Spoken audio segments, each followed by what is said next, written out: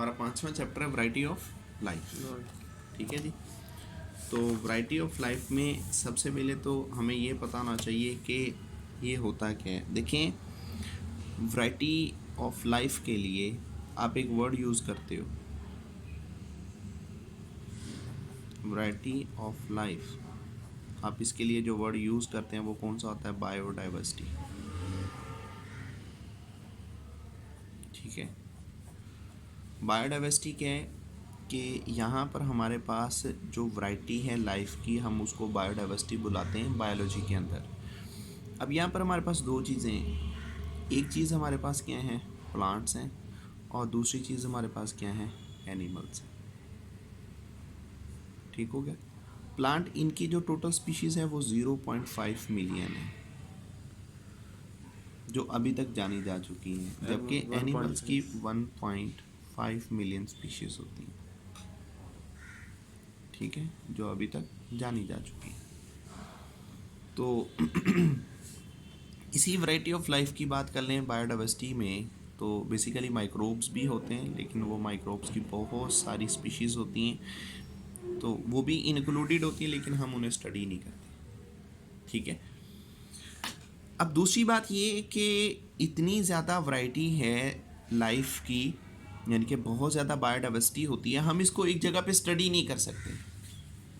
अगर हम इनको एक जगह पे रख के स्टडी करते होते तो हमारे लिए ये पॉसिबल होता, इजी होता, हम इसको आसानी के साथ कर लेते। लेकिन मसला ये है, आप इन इतनी वैरायटीज़ को एक जगह पे रख के स्टडी नहीं कर सकते। फिर क्या चाहिए आपको? एक कम्प्रीहेंसिव मेथड चाहिए। अगर ये बेबहा स्पीशीज़ बन चुकी हैं, ये जो वैरायटी ऑफ स्पीशीज़ हैं, मैनी ऑफ स्पीशीज़ होती हैं, आपने इन स्पीशीज़ को अगर स्टडी करना है तो आपके पास कोई ना कोई कम्प्रीहेंसिव मेथड हो। अब उस मेथड के लिए आप एक वर्ड यूज़ करते हो, क्या? Taxonomy. What is taxonomy? The classification of living organisms into groups and सब groups on the base of their similarities and differences in their characteristics is called taxonomy। यानी कि जो टेक्सोनोमी है, इसमें बेसिकली आप क्या करते हो? टेक्सोनोमी में आप चीज़ों के क्या बनाते हो? ग्रुप्स बनाते हैं, सब ग्रुप्स बनाते हैं। ठीक है। अब ये जो ग्रुप और सब ग्रुप्स बनाए जा रहे हैं, ये किसकी बेस पे बनते हैं? आखिर इसकी भी तो कोई ना कोई बुनियाद है ना। इसकी जो बेस है वो दो हैं।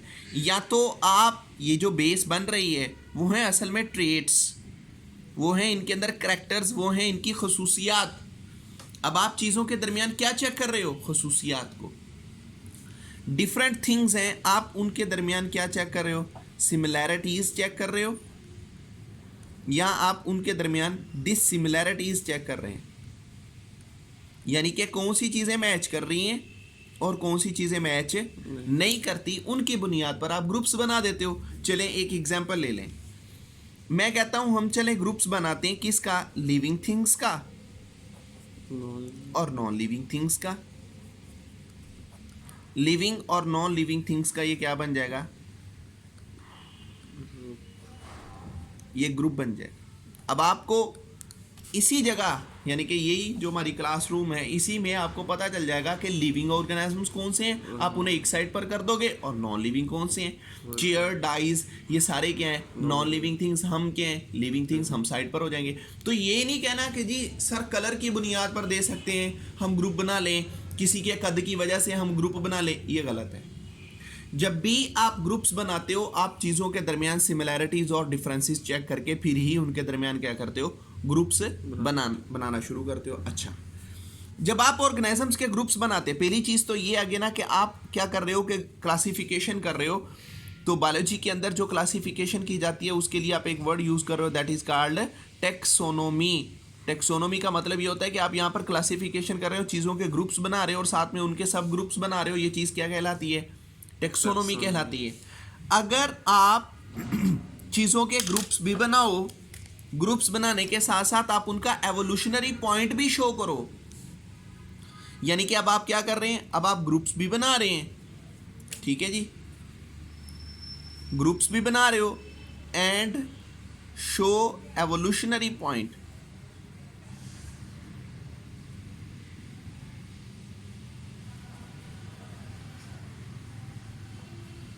यानी कि अब आप चीज़ों के क्या कर रहे हैं, ग्रुप्स बना रहे हैं, और ग्रुप्स बनाने के साथ साथ आप क्या कर रहे हो, उनका एवोल्यूशन भी शो कर रहे हो कि वो चीज़ें निकली कहाँ से हैं। तो उसके लिए फिर आपने टेक्सोनोमी यूज़ नहीं करनी, उसके लिए आपने फिर क्या यूज़ करनी है, सिस्टमैटिक्स।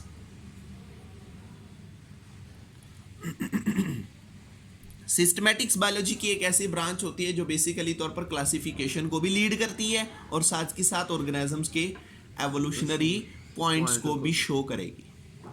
ठीक हो गया। पहली बात आपने क्या याद करनी है, आपके पास ये पता होना चाहिए कि आप कितनी स्पीशीज़ हैं एनिमल्स की और कितनी स्पीशीज़ हैं प्लांट्स की। दूसरी बात क्या आपने याद करनी है कि इतनी ऑर्गेनिजम्स आपके पास वैरायटीज़ में मौजूद होते हैं, तो आप इनको स्टडी करने के लिए ग्रुप्स बनाओगे या सब ग्रुप्स बनाओगे, वो क्लासिफिकेशन कहलाएगी। तीसरी बात ये, अगर तो आप उनकी क्लासिफिकेशन करने के साथ साथ आप उनके ग्रुप्स बना रहे हो, साथ में एवोल्यूशन को भी शो कर रहे हो, फिर वो कहलाएगी सिस्टमैटिक्स। सिस्टमैटिक्स।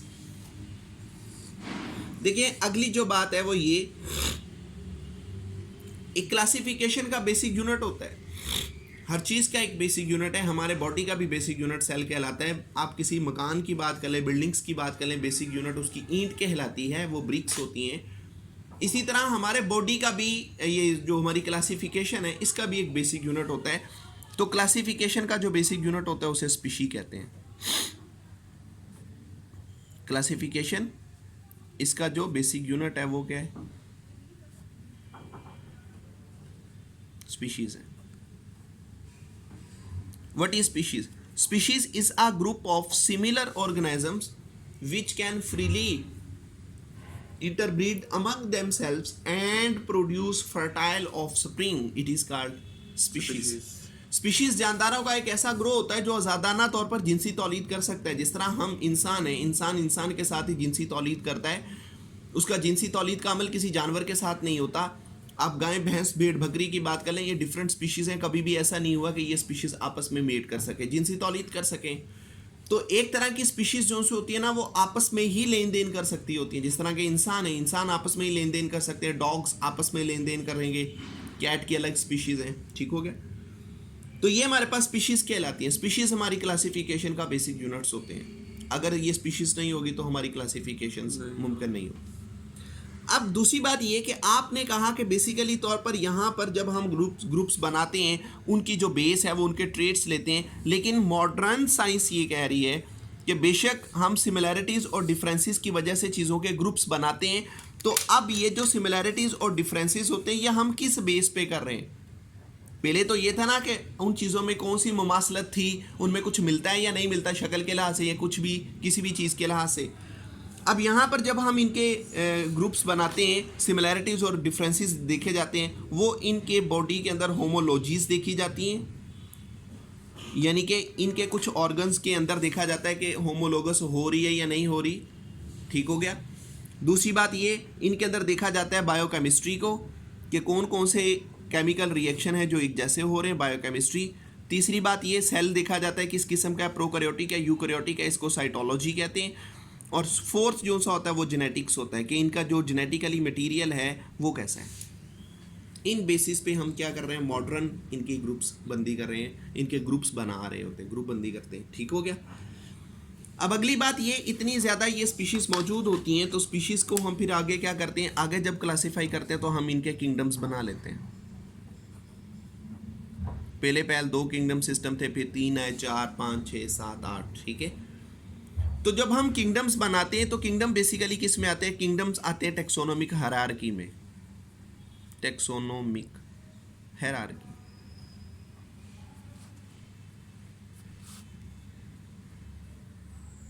अब ये जो टेक्सोनोमिक हायरार्की होती है, इसमें हम जब किंगडम्स बनाते हैं तो किंगडम्स क्लासिफिकेशन का सबसे बड़ा रैंक होता है। किंगडम के बाद अगली चीज़ जो से आती है वो क्या है, वो फाइलम है, क्योंकि टेक्सोनोमिक हायरार्की में इनके रैंक्स होते हैं। ये दूसरा है। फाइलम के बाद क्लास आती है, ऑर्डर, फैमिली, जीनस, स्पीशीज। ये इनका तीसरा, फोर्थ, फिफ्थ, 6 और 7, ये 7 रैंक्स होते हैं किसके, टेक्सोनोमिक हायरार्की के। ठीक है जी, यहाँ तक बात समझ लगी। तो इसके बाद उन्होंने आगे कॉर्न की क्लासिफिकेशन बताई हुई है, तो अब आपने क्या करना है कि बाद में वो कॉर्न की जो क्लासिफिकेशन है इसे रीड आउट कर लेना। ठीक है।